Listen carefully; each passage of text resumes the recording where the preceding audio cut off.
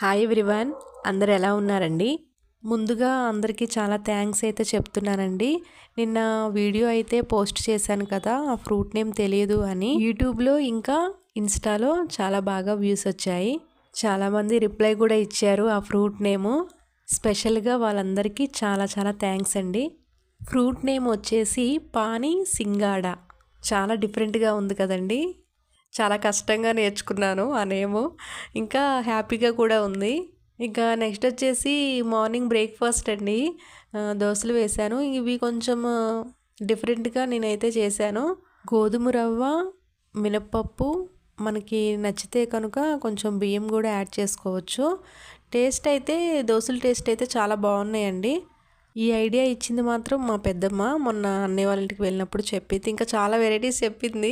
ఇంకా చేయడానికి టైం లేదు, కాకపోతే కొంచెం టైం తీసుకొని అయితే చేస్తాను. మీ అందరికి కూడా షేర్ చేస్తాను. అంటే చేసేలా చెప్తుంది. ఇంకా ప్రతిదీ కష్టంగా మన అన్నీ ఉండాలి, ఈ ఐటమ్స్ అన్ని వేయాలని కాదు, మన ఇంట్లో ఉన్న వాటితోనే చాలా సింపుల్గా, ఈజీగా, చాలా టేస్టీగా రెసిపీస్ అనేది రెడీ చేసుకోవచ్చు అని నాకు కూడా అర్థమైంది.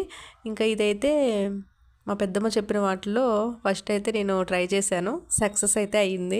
కొంచెం డిఫరెంట్గా ఉంటుంది కదా అని దోశలోకి క్యారెట్, చిన్న ముక్క బీట్రూట్, కొత్తిమీర, ఇంకా పచ్చిమిర్చి, జీలకర్ర, చిన్న అల్లం ముక్క వేశాను. అంటే చాపర్లో వేశాను. నాకు తెలిసి చట్నీస్ ఏమి అవసరం లేదండి. డైరెక్ట్గా ఇలా దోశ వేసుకొని తినొచ్చు. కొంచెం కారపొడి పైన యాడ్ చేసుకుంటే సరిపోతుంది. కాకపోతే నేను టమాటా చట్నీ అయితే ప్రిపేర్ చేశానండి. అంటే టిఫిన్స్లోకి ఇంకా 2 days కూడా ఉంటుంది, రైస్లో కూడా బాగుంటుంది కదా. అయితే మీ అందరికీ ఇంకొక విషయం చెప్పాలండి. మీకు few days back video share చేశాను కదా, అభిమానించే మనుషులు దొరకడం చాలా కష్టం అండి. డబ్బు సంపాదించడం ఎంత కష్టమో మనల్ని అభిమానించే మనుషులు ఉండడం కూడా అంతే కష్టమని. ఇప్పుడు నేనే ఉన్నానండి. మా ఇంట్లో స్పెషల్గా కొంచెం డిఫరెంట్గా ఫుడ్ ప్రిపేర్ చేస్తున్నా. ఫస్ట్గా ఆ ఫుడ్ చేస్తున్నప్పుడు మనకి ఎవరు గుర్తొస్తారు? ఎవరికి పెడతాం? మన ఇంట్లో వాళ్ళకి, మన పిల్లలకి, హస్బెండ్కి, మన ఫ్యామిలీ మెంబర్స్కి అందరికీ పెడతాం. మనము తింటాము. ఇంటి పక్కన వాళ్ళు ఉన్నారంటే వాళ్ళు ఎలాంటి వాళ్ళో మనకు తెలియదు. వాళ్ళు నడుచుకునే తీరుని బట్టి మనం ఉంటాం. ఈ రోజుల్లో ఎవరిని నమ్మాలో కూడా అర్థం కావడం లేదు. అలాంటి సమాజంలో నేనేనా మనుషుల్ని అభిమానించేది అనుకున్నాను. నాకన్నా ఉన్నారండి.